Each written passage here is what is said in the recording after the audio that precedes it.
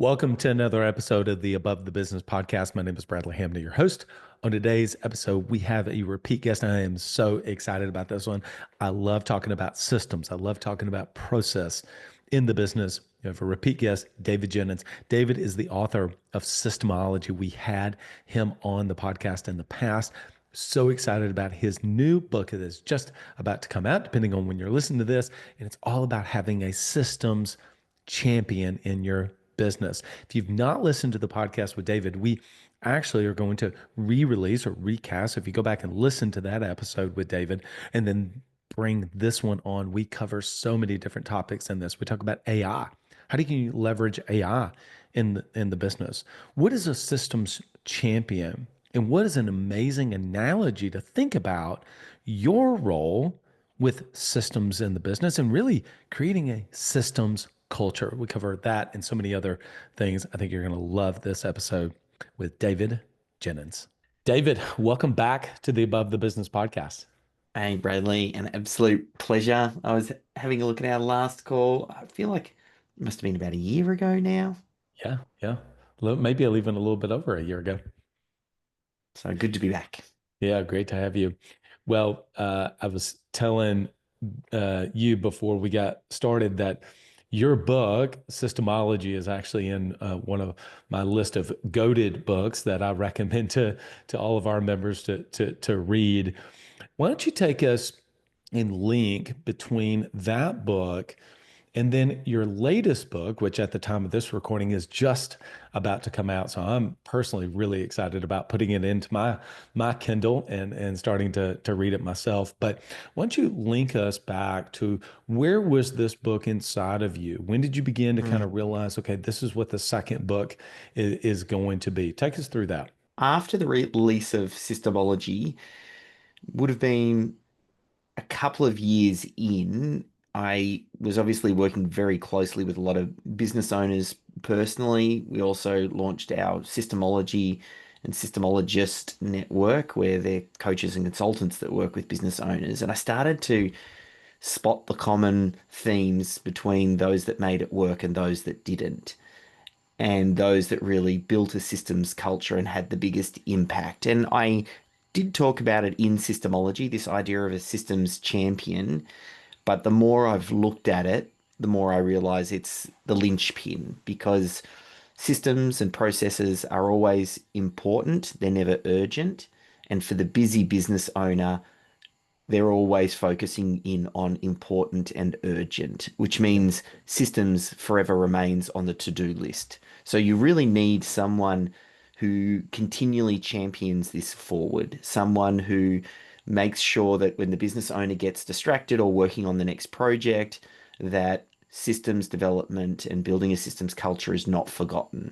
So that idea really started to surface, and I started getting more and more case studies where the business owner would say, you should chat with my systems champion. And then I even started interviewing systems champions, looking for what are the qualities between what makes a good champion versus not a good champion. And I then got to a point where I was like, I felt like systems for small business, just as they get starting, was an underdone area and not much work on it. So that's why I wrote Systemology. And now I feel like I'm in completely green fields here. No one's talking about this particular role that I believe is essential in building a systems driven business. And I thought, you know what? I'm going to pull all of my best ideas from the research and working with business owners and put it into this book and effectively have it as a manual for the systems champion on how to help the business owner build systems culture. Oh my goodness.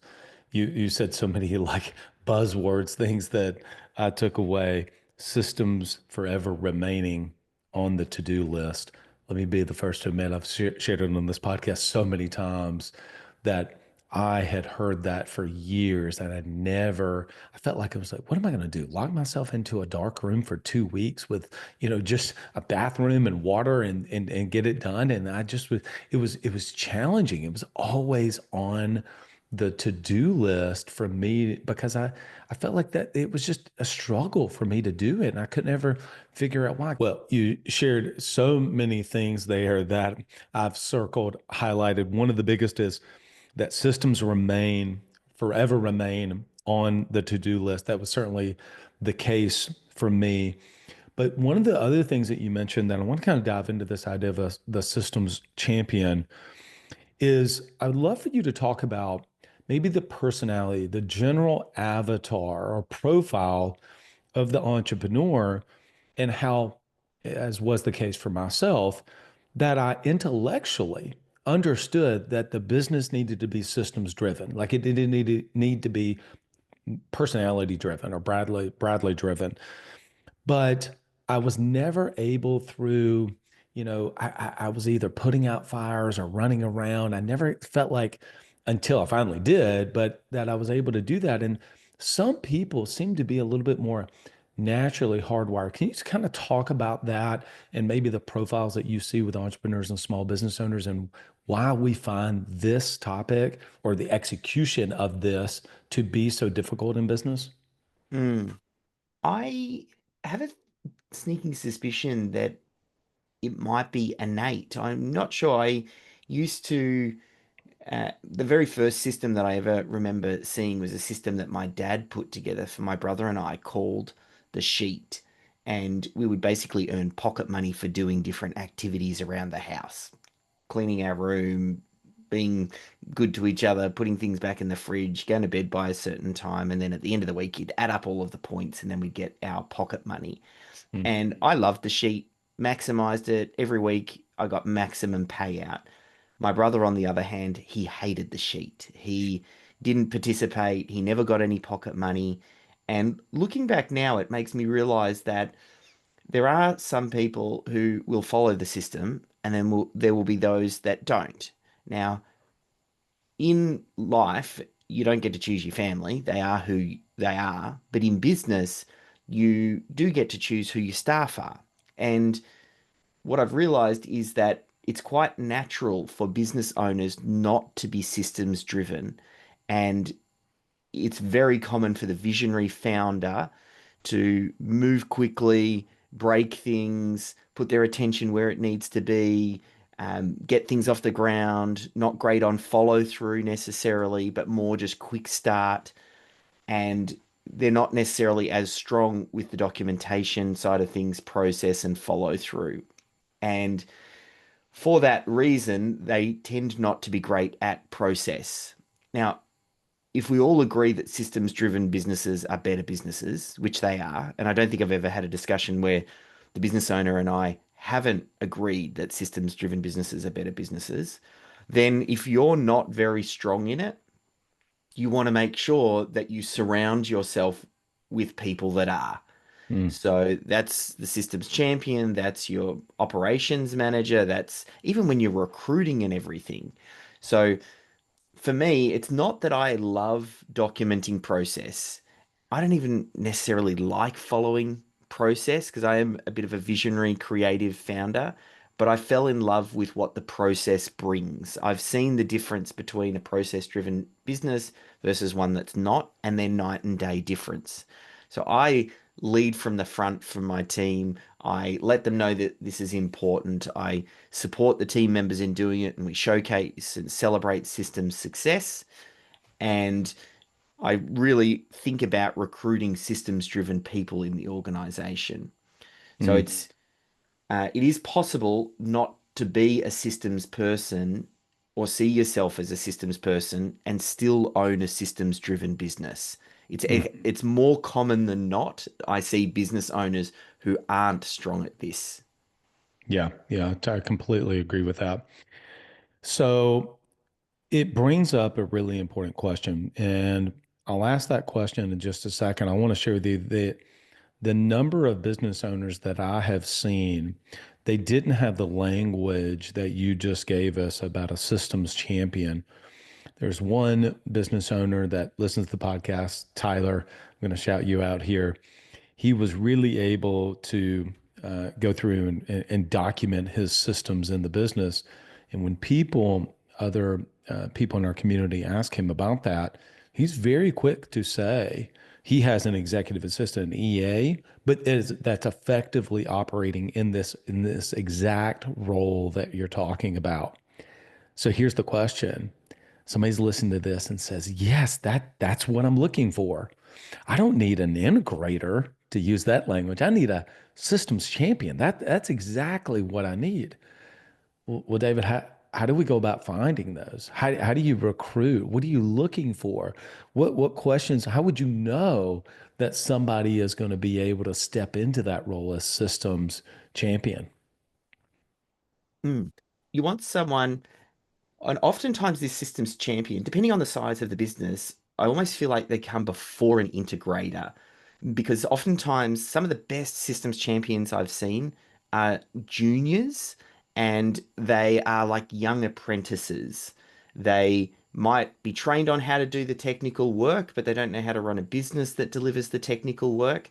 They're young, they're hungry, they're curious, they've got leadership potential, they they've got great follow through. They intuitively create checklists and processes like naturally. That's inclination to put that sort of thing in place. You don't have to kind of say this is, you've got to be this way. You don't train it in. They have some of that baked in. Some of the reasons why I'm going for and seeing success with someone who might be a little bit younger, you just want to make sure that they're very comfortable and confident with new technology and trying new tools, especially with everything we're seeing with AI. You want to make sure that they're comfortable with that sort of thing and they're reliable. They can kind of work autonomously. They're just good, studious, hungry, wanting to make an impact inside the business. They tend to be some of the best. Now, I've seen systems champions of all different walks and sizes. I've seen people who are traditionally trained in process, offshore, onshore, young, old. So it all works in between. But I find that makeup that I just talked about a moment ago probably leads to some of the biggest success. Yeah, for sure. So you mentioned something that's obviously a big topic. We did not really spend, I don't recall actually us spending any time on this last time that you were on the show, but and that is AI. And Mm, so, how do we begin to kind of think about both our systems champion in the business as well as integrating and utilizing AI as a tool? How have you used it? How are you thinking about it? And how do you advocate business owners how to you really utilize this to create a system-driven business? mm. I had a moment where a huge part of my business died when ChatGPT rolled out because we were offering documentation services for our systemologists where they would record things getting done, they'd meet with clients, send us the recordings, we would do the documentation and deliver it back so that they could pass it on to the client. ChatGPT comes out and almost instantly I recognized it that hey, we can take a transcript from one of these videos, feed it into ChatGPT, ask it to draft a process, and it does a pretty good first draft. And as soon as that happened, I ended up sharing it with our systemologists, and overnight, that whole part of the business dried up. Had a team of 10. I was able to replace into some different roles, three of them, and I had to let go seven. And that was very early days with the launch of ChatGPT, and it made me realize that AI is going to revolutionize and disrupt every role, every industry, every business. Hmm. So, in some regard, that put this almost like sense of urgency in me to start acting. Now, some businesses are feeling it quicker than others, depending on what type of your business you're doing and who you're working for. But this is very much coming.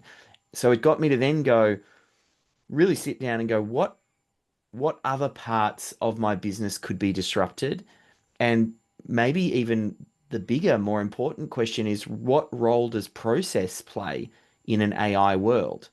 And I watched different companies struggle and grapple with how do I use AI? Where do I get started? How can I have it actually have meaningful value inside the business rather than just getting a photo of a cat holding your logo standing on the moon.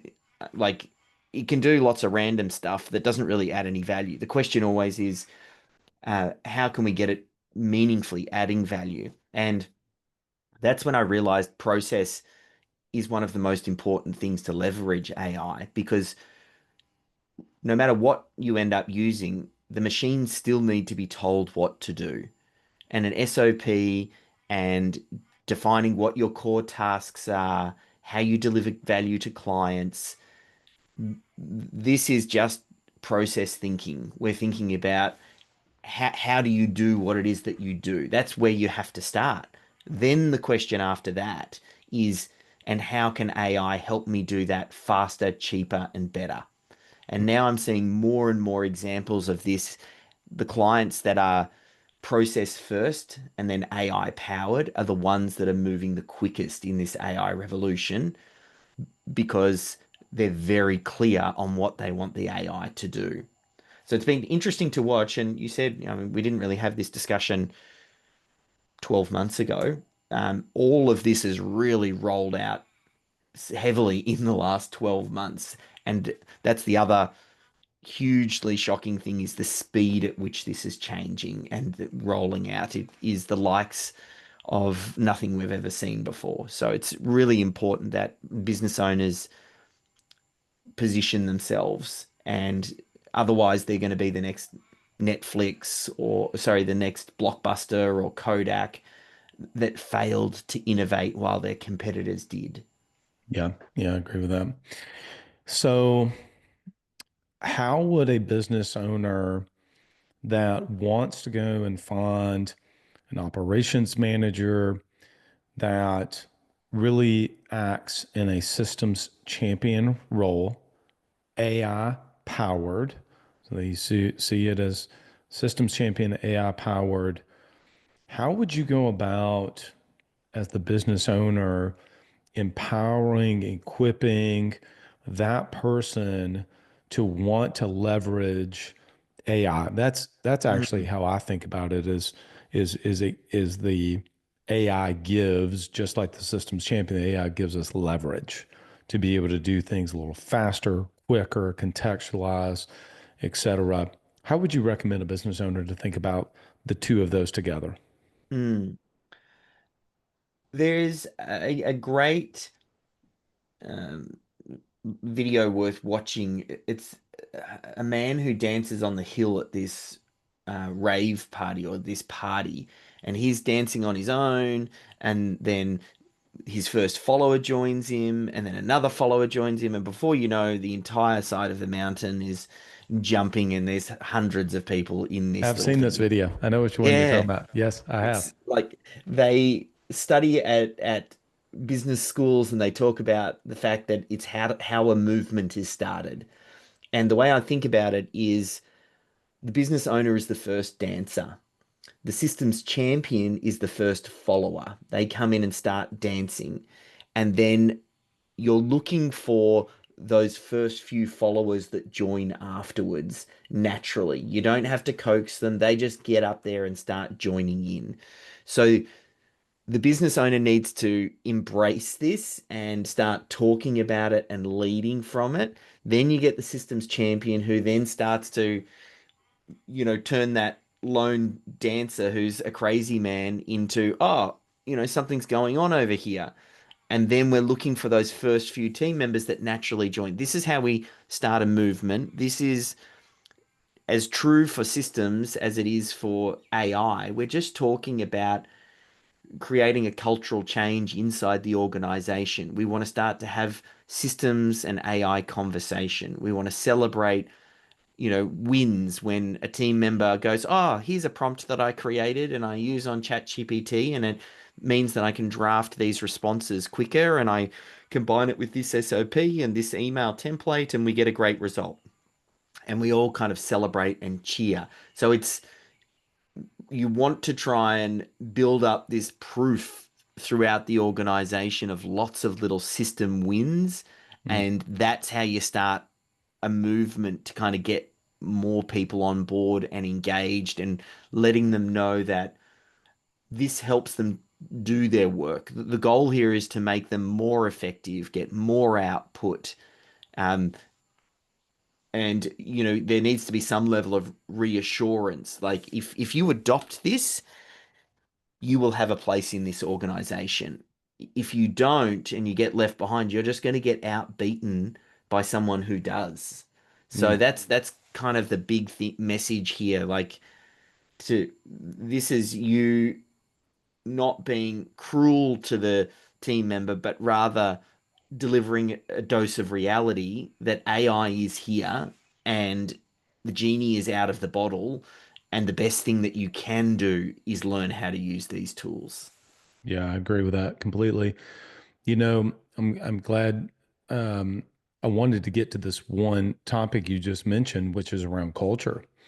And I was earlier today was talking to a business owner that is kind of quite literally rebuilding his team, and he really wants to be a systems driven business. And we were having this discussion about that it's your responsibility to initiate, and as you were saying, being the very first dancer, and then Mm, the first followers there. But from the jump, even in recruiting, you have to let the people know that we're a systems driven business, and that begins to embed. And I think culture and I think vision are two of the things, really probably maybe the only two things that a small business owner can never delegate.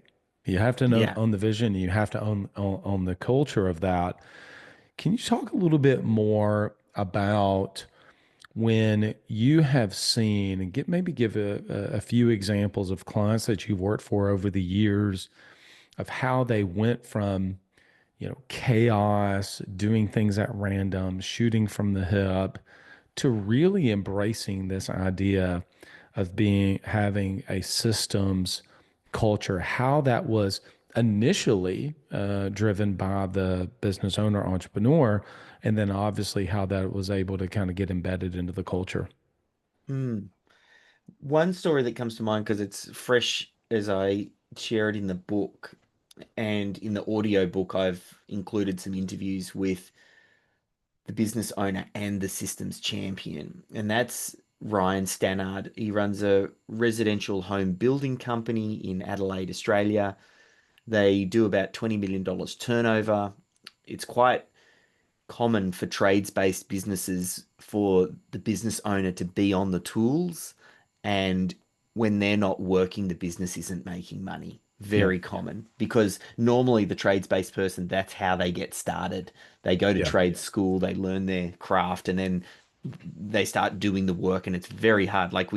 You learn that just because you know how to do the work, the technical work, it doesn't mean that you know how to deliver a business or run a business that does the technical work because there's a lot more to it. Everything from lead Indeed, there generation is. to Indeed, sales there to is, isn't there? Yeah, that's so it's true. That is completely different skill set required. So Ryan self-confessed. He says, if he can do it, anybody can do it. He's not, um, you know, academically, you know, Superman level. He just followed the process and did the work. He ended up identifying his daughter, Erin, as the systems champion. She came in to a role first and started working as an interior designer and systemized that role underneath their main interior designer. And then very quickly she realized, hey, this is an area of passion for me. And she ended up then jumping around all of the key roles in the organization, where she would meet with them, identify their top most important tasks in each department. She would then help them to record what they're doing. She would do the documentation, organize it, store it. And basically, they built up this database, this central knowledge of information that the whole team could tap into. Took him about 12 to 18 months working with Erin to really get this dialed in. And then just Christmas past, he ended up taking 7 weeks off Mm. over Christmas and basically put his daughter in charge when he went away because he said she's become one of the most knowledgeable team members in the organization because she just has visibility across the entire organization. And the business continued to function and deliver and build houses. And it's given him just a completely new perspective on business. He's off the tools. He's now looking at setting up another business in another location while that original business continues to run. And he's basically taking all of the systems from this business and then deploying them into this new business to rapidly build and scale it in another location. Wow. Um, but there's plenty of examples like that. There's another guy, um, he's run Gary McMahon. He runs a bushfire management company, and he he's obviously been trained in bushfire management. So his problem wasn't so much the getting of leads. He was oversubscribed because there was only one of him and spread very thinly across all of these different projects. And it created a level of chaos in the business.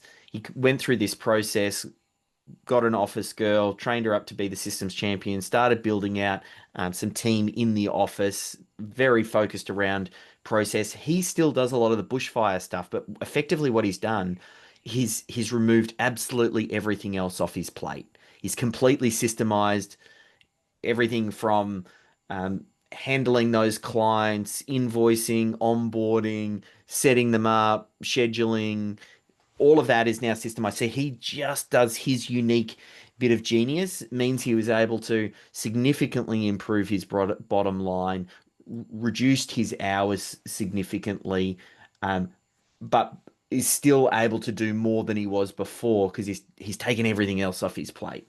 And in the interview that I had with him, and the reason I mention him and he sticks out is because he said that systemology saved his marriage. Oh, wow. Because he basically said he was working so many hours, weekends, nights, mornings, Yeah. that it got to a point where this gave him some of his life back. And Wow. that was a great example of going from that complete chaos. Mm. But lots of other stories, exits, more profit. It oftentimes will depend on what the business owner is going for. Systemization tends to be a great vehicle to get to your goal quicker. Yeah. And it's not even just getting to that end game, whether it is a successful exit or to a revenue or profit target, but it also you actually enjoy the business a lot more along the way. Like you can actually enjoy the thing, not just, oh my gosh, can we just get over the finish line so I can sell this thing and get out of here? I mean, it's actually you can enjoy it actually. Before I let you go, I want to be respectful of your time, and I love having you back on. I can talk about this for hours, but I do have to ask that um, we not only live in the age of AI now in an AI world, but there's so many different tools. There's so many different software tools out there, and so I'm not asking you to advocate, from one tool or another. More so the mindset for a business owner is that they can. I've seen so often that they're like, oh, we're going to get this tool, and it's going to solve this, system. We're going to put it in there, and then they switch, and then they find another one, and then they switch another one, and then there's constant, just their tech stack just gets bloated for all of these different things. What have you seen, and what's your mindset that you would recommend to a business owner? Because obviously there's some great tools out there, some incredible software that can really help with some of these things. Mm, But for some people, what I end up seeing is they end up getting overwhelmed more than anything else. mm. There's definitely this software creep. I think we all feel it when you look at your SaaS monthly subscriptions and it just keeps growing. You do need to hop in there and prune it because especially if you're a business owner who tries new things and you do need to audit what you're actually using. I'm guilty of that for sure, trying new things and then 12 months later going, oh, wow, here are five subscriptions that we can kill straight away that we haven't used in the last 12 months. Yeah. So, generally, though, I recommend for most business owners much like you're saying, I think just to keep it simple first. I think process, like there's two key tools I talked about in the original book. I bring it up again because I think it's so important. You need definitely one tool, some sort of project management that makes it clear who is doing what by when, because that helps you to build a accountable, transparent organization where it's much clearer who is doing what and it's visible to the whole organization. So I feel like that's a must. The other one is I still feel you need somewhere to store your process. And I mean, we're a little bit biased. We have a platform called System Hub for this, but I think you if we recognize how important systems are, and even if they're the programming of the machines, you need a central location where these can be stored, a knowledge base, a wiki, some sort of brain for the business. I think that's another critical piece. And then there's a handful of other ones. There's whatever your office suite is, potentially some sort of CRM. You probably also need something for the financial space. Generally, each department will need a tool to help them do what they do. Uh, so you've got a couple of core central tools that are across all departments, and then you might have a tool depending on, you know, the sales team might need some sort of CRM, or marketing is going to need some sort of marketing automation to send out emails and those sorts of things. But try and go, what is the one most important tool for that department, and just stick with one for as long as you can before stuff creeps in. I think, and it was quite common for you build them up and it's almost like Frankenstein at the time. You try this tool, Yep. you add it in, you try this tool. And then we went through a Yep. process just recently where we did an audit and then realized, oh, you know what? We can go from 10 of these little tools, or for us, it just happened to be we moved into HubSpot and then we unsubscribed from a whole lot of things to kind of put it all into one. Yep. Um, didn't actually really end up saving us much money, but there was a lot of benefit from having all of the data in one location. So that way you've got one client record that all team members can tap into. So it's definitely a challenge. I don't have an easy answer on that. Yeah. Yeah, I agree with you. And there's not one, and I think that's what business owners think that they're going to try to find is one place that they can do we can do everything. And HubSpot is incredibly powerful. It's probably one of the best up there with, say, a Salesforce, but it has limitations too. Like it doesn't do all of the things that you mentioned. It's great on the marketing side, the sales side, and even some of the, the client fulfillment side of it. But I mean, that still you need a project management tool to be able to do some other things. Yep. So yeah, I agree with that. And I think that that's, if nothing else, it's good for you to say that because business owners can recognize like, well, yeah, you are going to have a couple different logins. You're going to have a couple of different tools that are doing specific things to be able to help your business to be systems driven. It's not just going to be a kind of an all in one. And even that alone, I think is going to be really helpful for business owners to know. David, tell us a little bit more about where they can pick up the book. Tell us a little bit around kind of your launch and things that you're doing with that. I'm super excited to be able to pick this book up myself.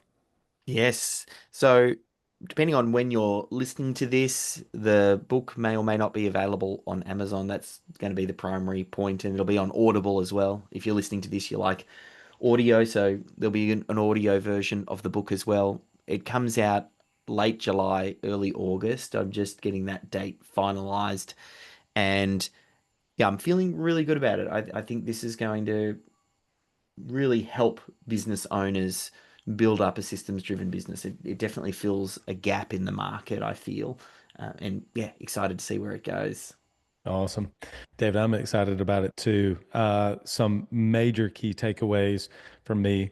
Once again, systems, culture, get it to where you bring somebody else in. And that video, I'll try to find that video and see if we can link it in the show notes because the one that you're talking about with the guy dancing on the hill, I think it's Yes. such an awesome analogy. If people see that video, I'll try to find it on YouTube and try to think about that first person that's joining you dancing on the hill as your systems champion, and then you start getting everybody else, and then before you know it, everybody's Yep. dancing on the hill. Such a great analogy there. Loved how you talked about integrating AI, both for the system champion, but also just leveraging it as a tool in the organization.